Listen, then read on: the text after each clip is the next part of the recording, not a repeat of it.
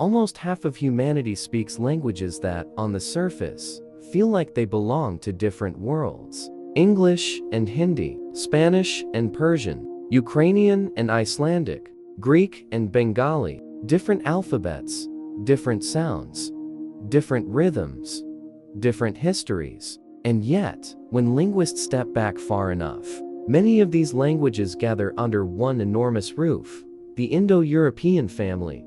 Roughly 3.5 billion people today speak an Indo-European language as a native tongue or a daily language of life. That number is so large it becomes hard to visualize. It means that millions of conversations happening right now from city streets to rural villages, from classrooms to kitchens, are distant echoes of something older than empires, older than most writing systems, older than recorded history.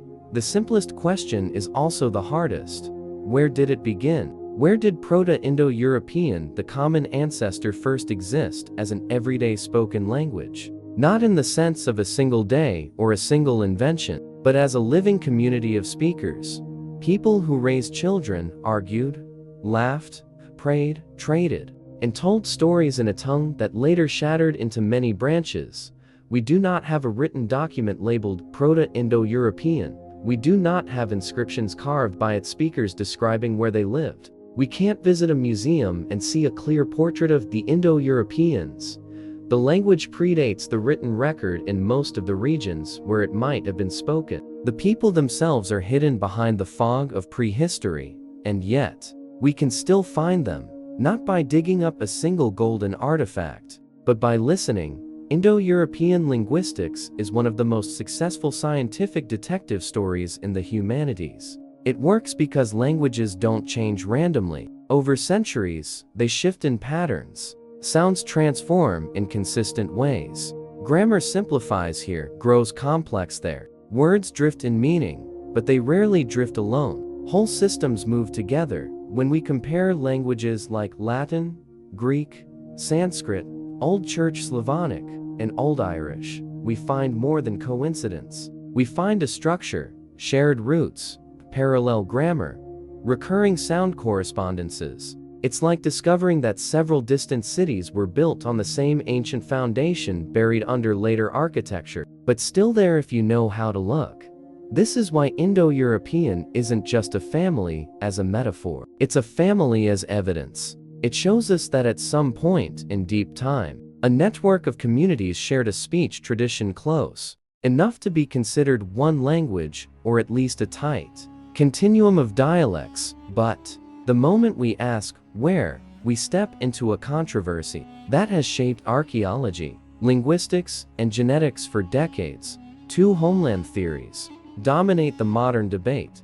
One places the origin in Anatolia, modern Turkey, among early farmers of the Neolithic Revolution.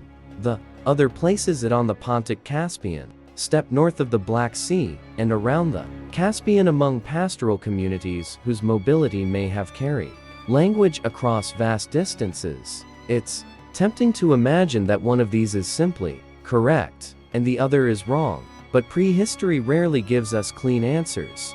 The deeper we go, the more the past behaves like weather. Patterns, probabilities, shifting fronts, overlapping systems. And in a mystery like this, even the word homeland can mislead us. A language may not begin at a single point on a map. It may form across a zone, shaped by contact and change over centuries. Still, to understand the debate, we need to understand what each theory is really claiming, not just geographically, but culturally. The Anatolian hypothesis suggests an origin tied to farming. In the Neolithic period, agriculture changed everything. Farming supports larger populations. Larger populations expand. Settlements spread along fertile land, valleys, and coastlines. With them travels a way of life, tools, pottery styles, rituals, social structures. Language, in this model, travels as quietly as seeds, carried by ordinary migration. The steppe hypothesis suggests an origin tied to mobility. The steppe is an environment of distance and openness. People who live there often develop a lifestyle that allows movement, herding, seasonal travel, social systems built around animals and transport. If such communities domesticated horses, developed wheeled vehicles, and created a culture of far-ranging interaction, then language could spread faster, farther, and more dramatically. So the puzzle is not just about location, it's about mechanism. Did Indo-European spread mainly through gradual farming migration, or through waves of mobile pastoral expansion? And here, a strange thing happens. The mystery stops being purely academic, because this question quietly shapes how we imagine the origins of Europe and parts of Asia. It shapes how we imagine the relationship between farmers and nomads, between settlement and movement, between continuity and disruption. But before we choose sides, we need to ask something even more basic. How do we reconstruct a language that no one recorded? The answer lies in the comparative method. If we have several related languages, we can work backwards. We can infer ancestral forms by examining systematic correspondences. For example, consider the word father English, father Latin, pater Greek, pater Sanskrit, pitat first. The resemblance might feel like a neat coincidence, but when we compare hundreds of such examples, patterns appear. English F corresponds to P in Latin and Greek in a way that repeats across many words. That isn't random. That suggests a historical sound change, known as part of what linguists call Grimm's Law, which helps explain how Germanic languages transformed consonants from earlier Indo-European forms. When patterns are consistent, we can reconstruct. We can propose a proto-form, something like ter, not as a perfect recording, but as a scientific approximation.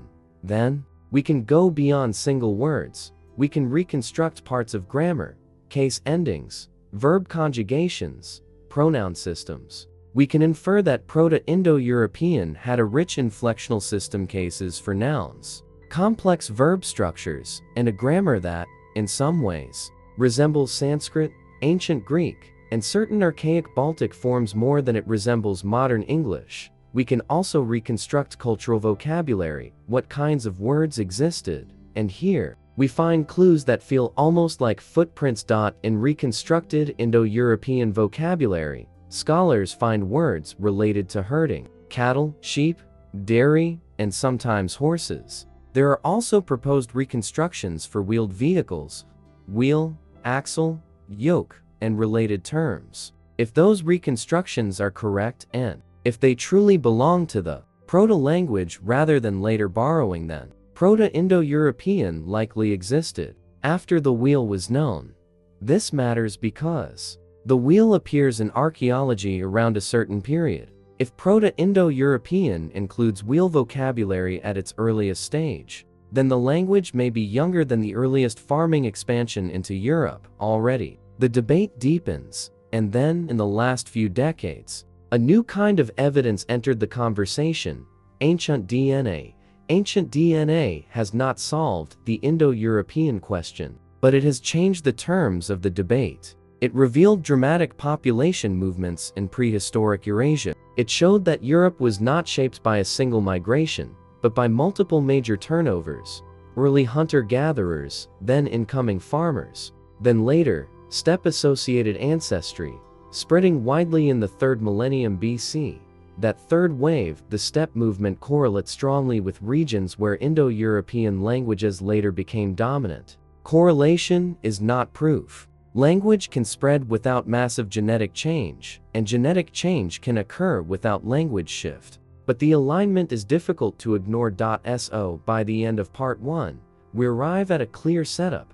A massive language family dominates much of Eurasia today. We can reconstruct parts of its ancestral tongue. We can see multiple plausible homeland scenarios. And we now have archaeology, linguistics, and genetics interacting, sometimes confirming each other, sometimes contradicting each other.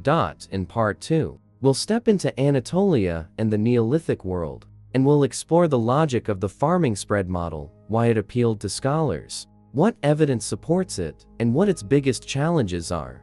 Then, in part 3, we'll move on to the steppe, into the world of herders, horses, wheels, and kurgans, and we'll examine why the steppe model has become so influential in modern research, but throughout, we'll keep one thought in the background. This is not just the history of words, it's the history of people, most of whom will never be named, whose everyday speech became the hidden infrastructure of half the planet's modern life. To understand the Anatolian hypothesis, we have to imagine a world before cities, before writing, before states in the modern sense. A world where the most revolutionary technology wasn't bronze or iron, but food itself, controlled, stored, and multiplied.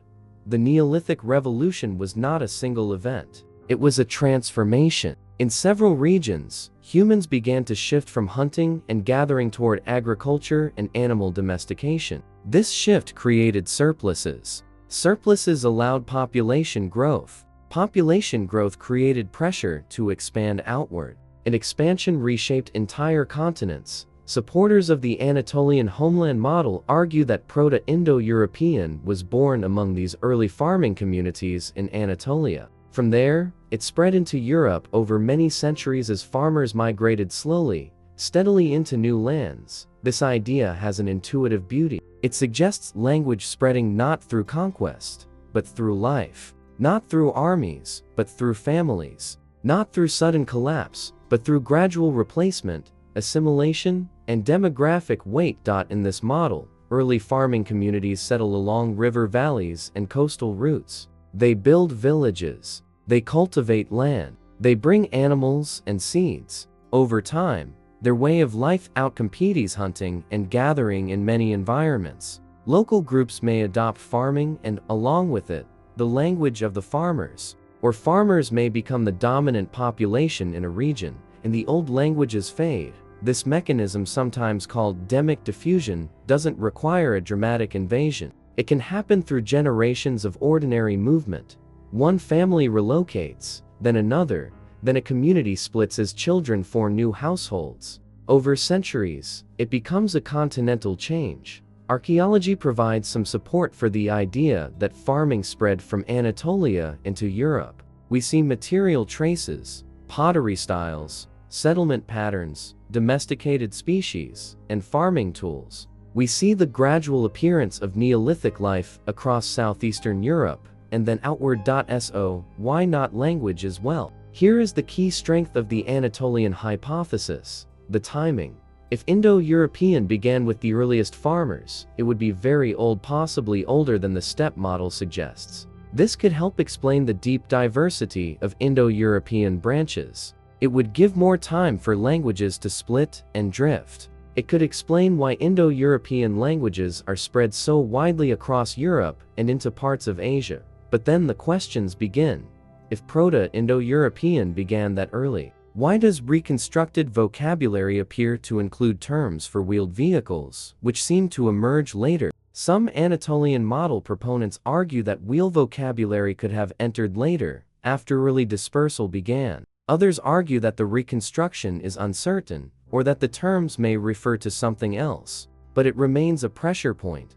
There is also the genetic problem, not a simple one, but an important one. Ancient DNA suggests that early Anatolian farmers did contribute to European ancestry, especially in the Neolithic period. But many regions of Europe later experienced a strong influx of steppe-related ancestry around the 3rd millennium BC. If Indo-European languages had already spread widely with farmers, why would this later genetic shift align so closely with the eventual dominance of Indo-European languages in many areas? Again, language and genes don't always travel together, but the pattern invites skepticism. And then there is the cultural question. Indo-European spread mainly through farming diffusion. We might expect early Indo-European cultures to reflect the worldview of settled agricultural life. Yet many reconstructed Indo-European myth motifs and social terms seem to fit societies with strong emphasis on kinship. Patron-client ties, warrior prestige, and mobile pastoral wealth. This doesn't disprove the Anatolian model. Farming societies can be hierarchical, warlike, and mobile too. But it complicates the picture.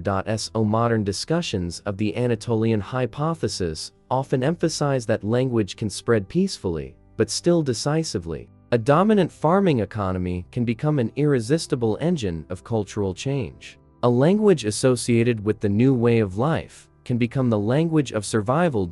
In this view, Indo-European is not a conquest language, but a transition language, the speech of a transformative economic system that reshapes societies. And to be fair, history gives examples of this kind of spread. Languages have expanded through trade, religion, administration, and prestige, not only through violence. Yet for Indo-European specifically, many researchers today see the Anatolian model as less able to explain certain features, the timing implied by vocabulary, the genetic shifts, and the archaeological horizon of steppe-linked expansions. Still, the Anatolian hypothesis remains crucial because it forces us to consider the quiet mechanisms of cultural change. It reminds us that massive historical transformations can occur without the dramatic image of invasion. It reminds us that the slow movement of farmers can change a continent as profoundly as armies can, and it keeps the debate honest. Because if we only imagine history as conquest, we misunderstand how often humans reshape the world simply by living differently. By the end of part 2, we can summarize the Anatolian model like this. Proto-Indo-European may have arisen among early Neolithic farmers in Anatolia. It may have spread slowly with agricultural migration into Europe. Its strength lies in a long timeline and a plausible mechanism of demographic expansion. Its challenges involve vocabulary, timing, later genetic patterns, and competing archaeological narratives. Now, in part 3, we move into a very different landscape and a very different rhythm of life. We move on to the steppe. The steppe is not a border. It is a sea of grass. It stretches across Eurasia in long bands, connecting regions that on a modern map seem far apart. It is open, windswept, and often harsh. It can feed herds, but it demands movement. In the steppe world, distance is not an obstacle in the same way it is for forest or mountain societies. Movement is built into survival. This is one reason the steppe hypothesis feels so compelling. It places Proto-Indo-European in an environment where language, culture, and people could spread along huge corridors. Not instantly, but far more efficiently than in purely settled worlds. The steppe model argues that Proto-Indo-European was spoken by pastoralist communities in the Pontic-Caspian region north of the Black Sea, extending toward the Caspian. Over time, these communities developed a combination of technologies and social structures that made them unusually mobile and influential. One of the most important developments is the domestication and use of horses. A horse is not just transportation. It changes time. It changes the radius of interaction. It changes warfare, herding, trade, and communication. Even early horse use before true mounted cavalry could allow faster herding, better scouting, and expanded networks. Then comes the wheel. The appearance of wheeled vehicles, carts, or wagons creates a different kind of mobility. It allows transport of goods, tents, supplies, children, the elderly, and heavy materials. It makes a mobile life more sustainable and scalable. If Proto-Indo-European includes inherited wheel vocabulary, the steppe model gains strength. It places the language in an era when such technology is plausible. But the steppe hypothesis is not only about technology, it is about social structure. Steppe pastoral societies often show evidence of strong kinship systems and hierarchical leadership. Wealth is mobile, animals, not land. Prestige can be tied to herds, alliances, and the ability to protect resources. Competition for grazing land and water can create conflict, which can produce warrior elites. Proto-Indo-European is likely tied, in some significant way, to steppe pastoral societies. Their mobility, horses, and wheeled transport may have enabled wide dispersal. Elite dominance and cultural transformation could explain language shift without complete population replacement. Archaeology and ancient DNA provide converging evidence for major steppe expansions correlating with Indo-European spread. But there is still a final layer to the story, one that is neither Anatolia or the steppe alone. It is the layer of the living legacy, how one ancestral tongue fractured into branches, and how that fracture still shapes the way we think, speak, and remember.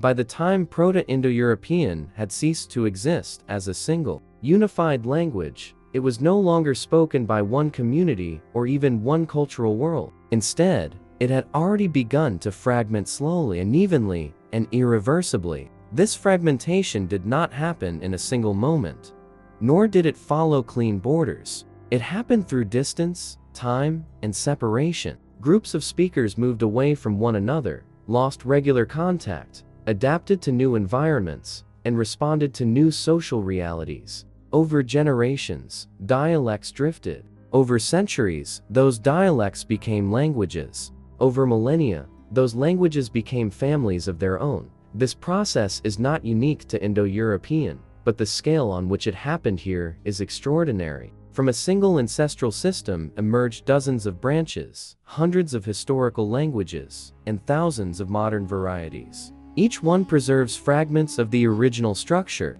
like fossils embedded in living speech.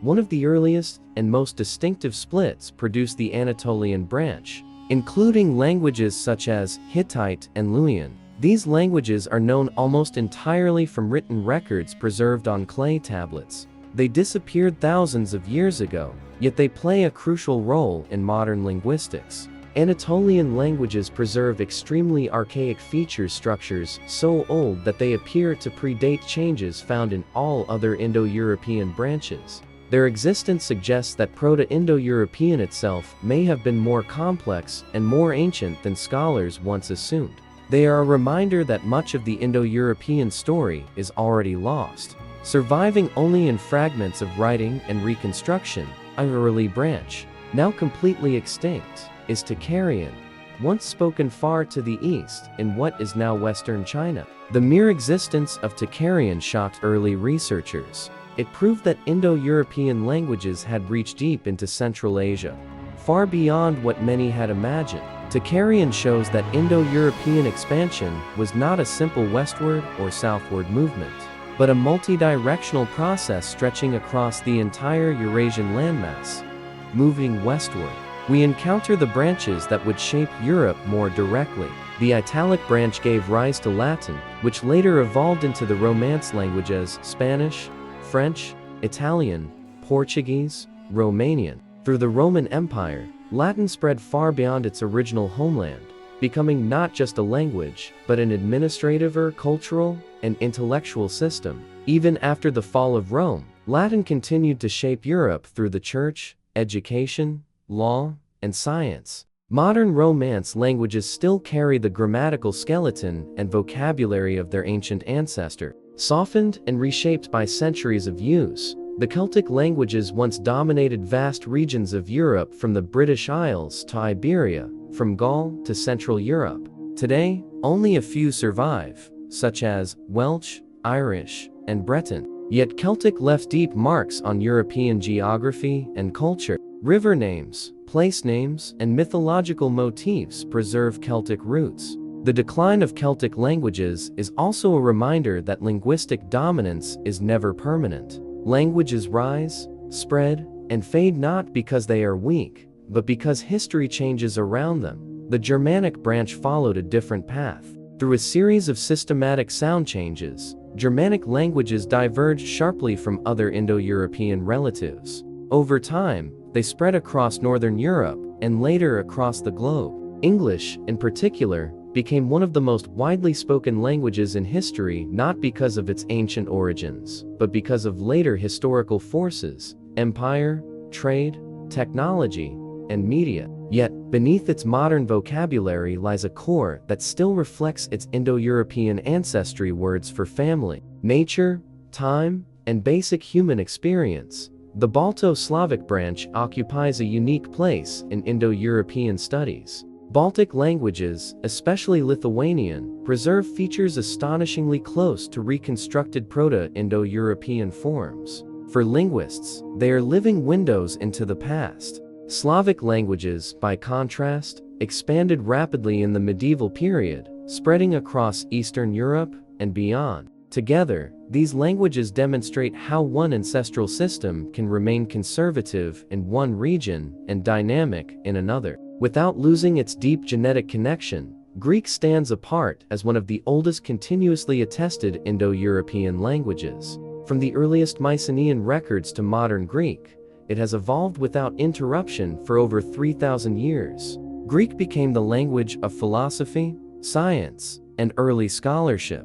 Many abstract concepts, logic, physics, ethics entered global vocabulary through Greek, showing how a linguistic branch can shape not only communication, but thought itself. Finally, the Indo-Iranian branch carried Indo-European languages deep into South and Central Asia. Sanskrit, preserved in ancient texts, became a foundational language of religion, philosophy, and literature. Iranian languages shaped vast empires and cultural systems. This branch shows how Indo-European languages